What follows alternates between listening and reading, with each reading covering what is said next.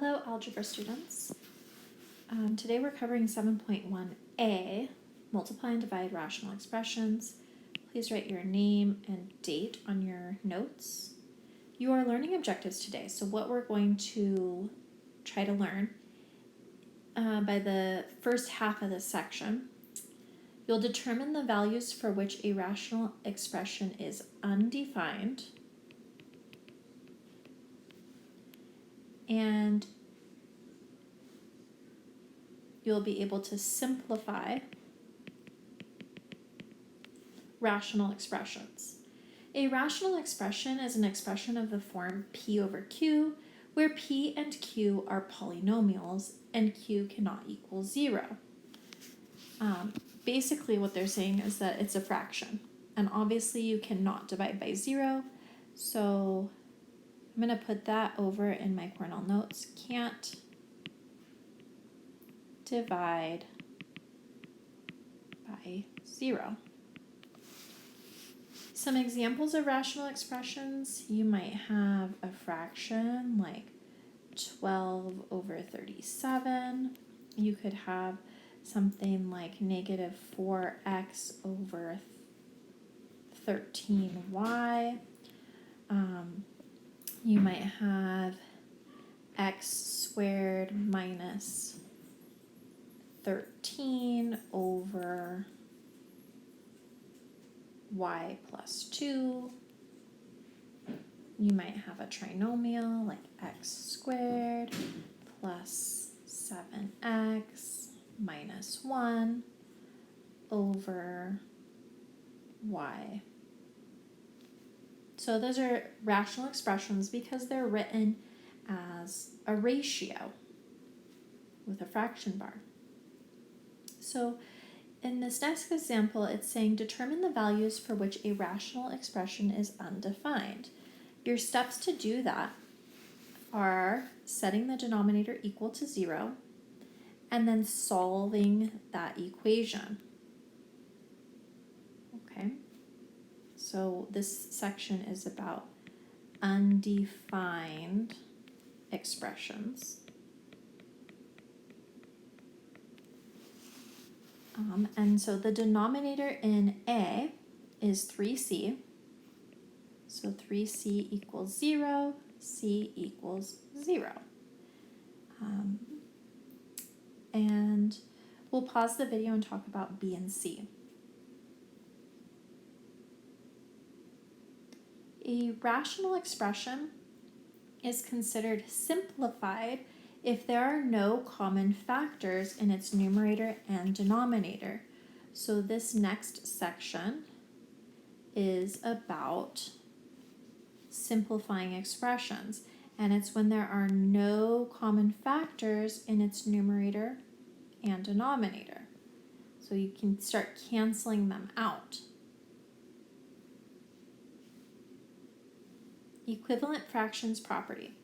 If a, b, and c are numbers where b cannot equal 0 and c cannot equal 0, then a over b equals a dot c over b dot c.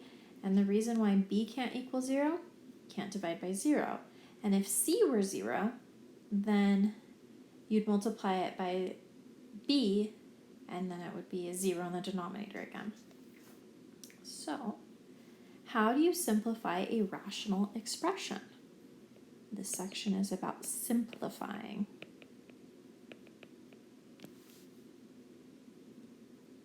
So the first step is to factor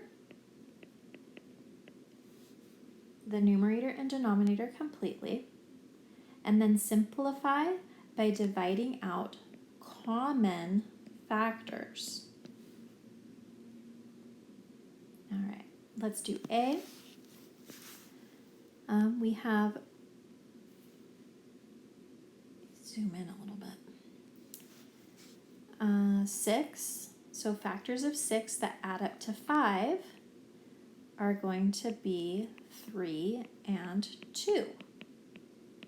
That's how we factor the top. And in the denominator, factors of 12 that add up to 8, 6 and 2.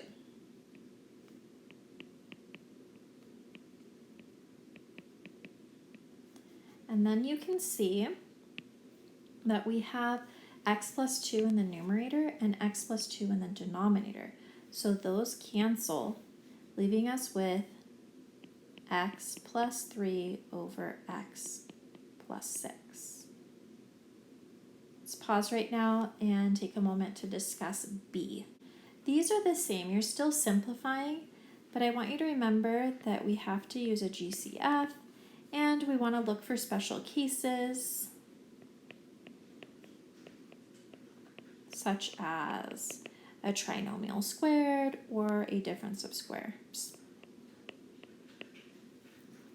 Okay, so the first thing we're going to do here is we're going to factor out a 3, and that gives us a squared minus 4ab plus 4b squared.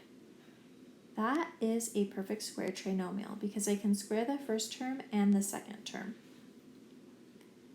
Over, we are going to factor out a 6, which leaves us with a squared minus 4b squared. Are we finished? No. So the next step, the 3/6 can simplify to just 1/2.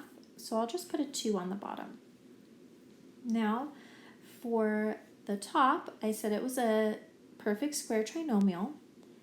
The square root of a squared is a. The square root of 4b squared is 2b. And the middle term was a negative. So that's going to factor as such a minus 2b squared. Now in the denominator, that is a difference of squares. The square root of a squared is a. The square root of 4b squared is 2b. And that's going to be a minus, but it's a difference of squares, so we also have to write the plus. And in the third step, finally, we can cancel out one of these a minus 2b's, so it's not going to be squared anymore with this a minus 2b. So just one of the a minus 2b's canceled. If you have questions about that, I'm going to pause the video in just a minute. So we still have a 2 and we still have a plus b. So now would be the time to ask questions if you had questions about that, and then we'll work on D in our groups. In this section, we're learning how to simplify rational expressions that contain opposites in their numerators and denominators. Opposites in a rational expression show up as a minus b and b minus a. An expression and its opposite divide to -1. For example, a minus b over b minus a equals -1, and a cannot equal b. Because if they do, that would end up being a 0 in the denominator. So for Cornell notes, you want little hints to yourself so that you can find things in your notes.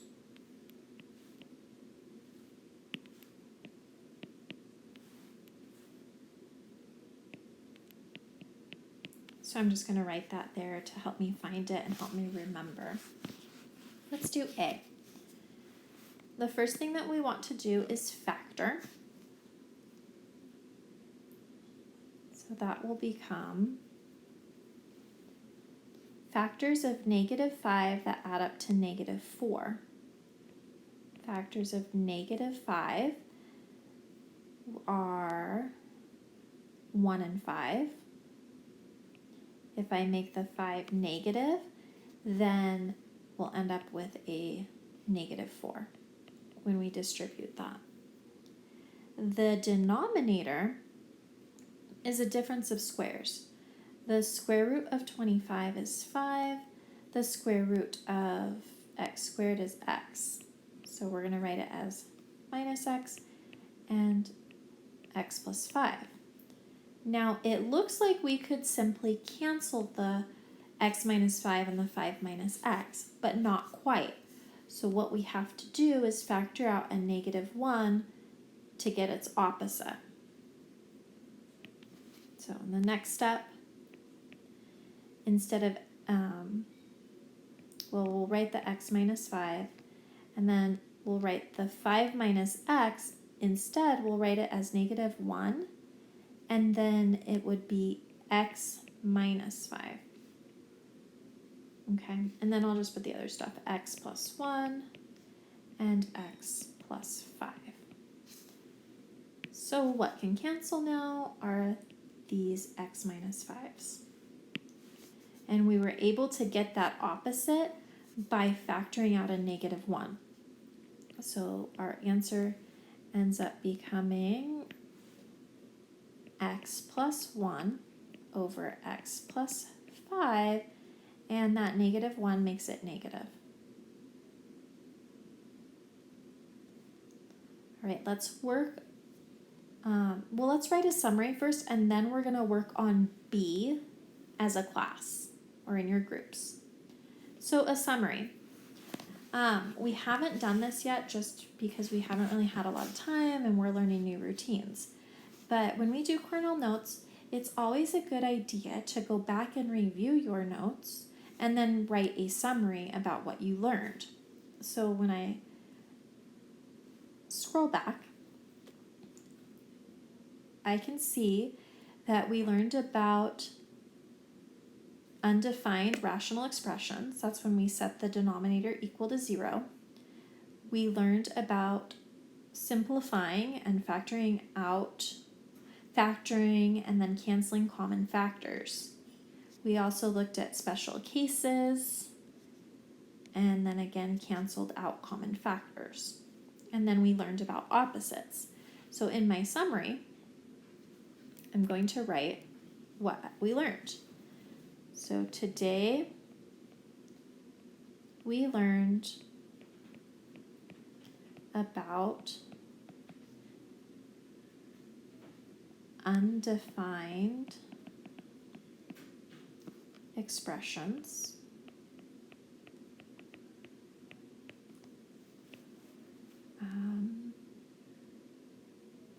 simplifying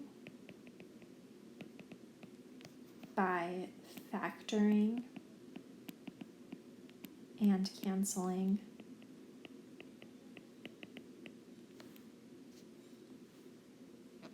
common factors. Oops, sorry. We also learned about opposites. So that's an example of how you can write a summary. I won't always require you to write a summary, but if you ever go back to your notes when you're studying, you could write your summary at that point, and that's a good way to help you review your notes. We also learned about opposites. Okay? All right, and now let's go back and do B together in our groups. This one up here.